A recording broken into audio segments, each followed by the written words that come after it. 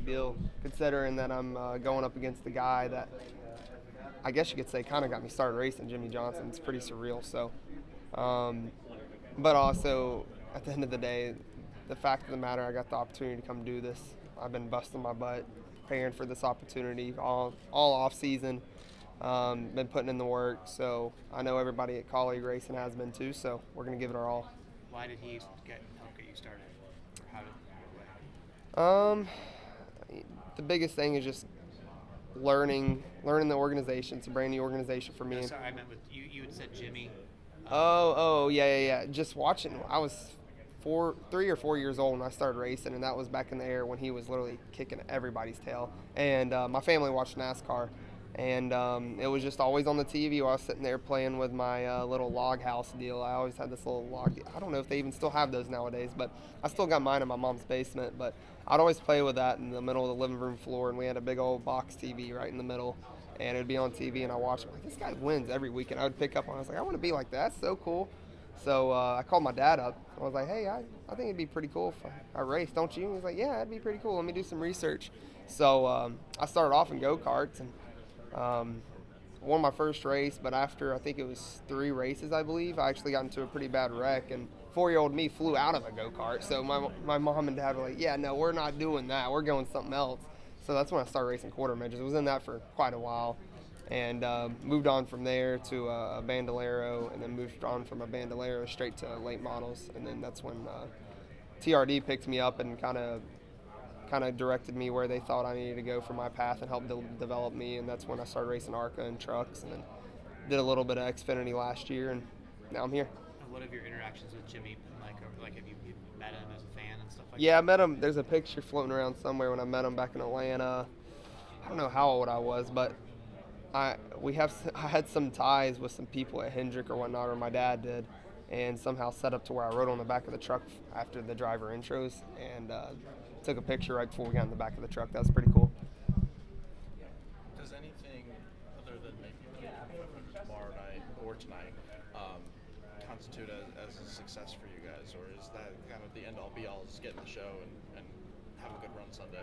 I think that's just the first step. I think our honest expectations for us as a group, as the 13 group, is to make the race and to finish all the laps. I mean, I've been watching this race for so many years now, and everybody knows that about half the field will end up finishing. So it's about, for me at least, I just want to finish the race. And wherever that plays out, wherever I finish is where it plays out, and that's where I end up. But if I'm able to finish the race, finish all 200 laps, that I'll consider that a win in my books for my first rodeo here. What if you had the opportunity to become like a Trevor Bayne? Oh, then I'll go for it. I'll definitely go for it. Like I was telling them a second ago, Kaulig Racing has a really good reputation for plate racing, and I know if I make it in, I'm going to be working with my teammates. And like I said, we have a good reputation with staying with each other and working together, and that's been prevailing on the Xfinity side. So looking for that to transfer over here, and there'll be a lot of success that comes with that. The buzz on the radio was that if you could make it into the 500 and hang out and be around for the end, that you could be a threat. Well, we'll just have to see. I mean, what Chase Briscoe says that Daytona 500 changed your life. Oh yeah, I can definitely believe that for sure. How much race strategy have you guys had? Honestly, we have. I mean, the biggest thing that's been emphasized for me is pit road, like how hectic it is and whatnot. And I've done some studying on SMT, just digesting, how hectic it really is, how brake spikes and all that stuff and what people do. And there's little things that each driver did with this next-gen car last year. Granted, this was kind of the first place they came to and had a really heavy brake on pit road, so everybody didn't really know how deep they could go. But there were some things I picked up there as far as getting everything you could out of it that some drivers were able to do, like Blaney was a really good one. Chase was pretty solid at it last year as well. So studying over their brake trace and whatnot and what they did get in the pit road was pretty crucial for me. I think you talked about it right before I got over here, but as far as no practice Mhm. tonight, Mhm. how difficult is that? I mean, in a perfect world that we don't live in, we would have practice before the qualifying tonight for, the teams. I mean, this is a pretty expensive venue to come down to and be able to try to qualify for the Daytona 500s a lot for the teams in general. So to go qualify right off the rip, if we have a part fail right off the bat, if we had practice, that part would probably fail then, right, theoretically. So we'd be able to fix it and at least make a good qualifying attempt for the 500. But with qualifying just being first, you don't really have that by design. But this is how it's been for how many years? So it is what it is. In the past, the Kaulig guys have been known to like help each other, like finish second for the sake of their teammate winning. Mm-hmm. Can you see yourself doing that? Oh yeah, for sure. And How do you feel about the Xfinity season? I mean, with so many guys graduating up into the Cup Series, it leaves kind of an open door, with Kyle Gibbs and no one moving on. It leaves an open door for somebody to come in and take charge, and you've been a guy that could, took charge in the Truck Series and won when you needed to win. So what's your outlook on the Xfinity? We had a really, really good test at Charlotte the other week, and I was quite surprised. I mean, I wasn't really surprised. I knew we were going to be fast, but we learned a lot as far as an organization on some things that they were wanting to try but never got to really try because they didn't have a test. So I was kind of the guinea pig of that a little bit. Me and Daniel both were. But we were, hands down, probably the best two Xfinity cars there for a bit, especially Daniel. His stuff was really good. So I'm really excited for the Xfinity season. I know one of their biggest struggles were 1.5 miles and short tracks last year. And short track racing is my background, and we made really big headway on the 1.5 mile program in Charlotte. So I'm looking forward to it for sure. How weird is it after everything to have Kyle Busch as a teammate again? Not weird at all. I feel like it's obviously, for some reason, we keep getting drawn back together, so it's pretty cool. Kyle's a good buddy of mine, and I lean on him a lot for some information. I leaned on him for this, honestly.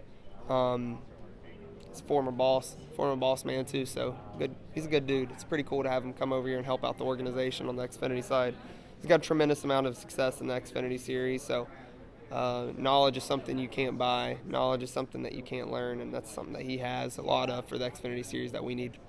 Chandler, you're stepping into A.J. Allmendinger's car, and obviously he has a major presence, a major voice at Kaulig. Can you describe what it's been like working with him so far, and especially for this race as you're trying to qualify for the 500? Yeah, no, AJ's definitely, you might as well call him kind of the leader of the drivers over there and takes lead and whatnot. Just lean on him some information, kind of his experiences. He's got a lot of experience between the Cup Series and now Xfinity Series as well from all the years he's been doing this, right? The biggest thing I try to lean on AJ is this road course stuff, man. Like, he's a animal when it comes to road course racing, and trying to mimic what he does is, I haven't got to try it first-handedly yet, but from people I've heard that has tried it, it's like it's impossible. So I'm looking forward to that challenge for sure. I know that he calls Justin Haley his son. Has he adopted you yet? No, I still have yet to get that joke. I'm not even going to lie. I still have yet to pick up what's going on there. Not that close yet, no? I guess. Talk about the attitude change coming from KBM and over to Kaulig, and Kaulig just seems to be, they're really close-knit, really tight-knit. They really enjoy working with each other. Can you talk about, what it's like to be with that team compared to others? It's a family race team, to be honest with you. It's picture a short track team that's family oriented, family ran, and just blue collar workers. That's Kaulig Racing, just in a bigger broad of things, honestly. So this is definitely where I want to be. This is where I want to call home for quite a while. I mean, I do have quite a few years here for my contract and whatnot, so I'm really looking forward to that. Got great partners, Chris Rice, to lead our team and whatnot. He's a really good leader. I've never been around somebody like Chris, and that's a positive thing I say. So I'm really looking forward to this. This is Timmy Hill, driver of the 56 Toyota. Make sure to hit that subscribe button. Also check out one of those videos beside me and visit frontstretch.com for more racing content.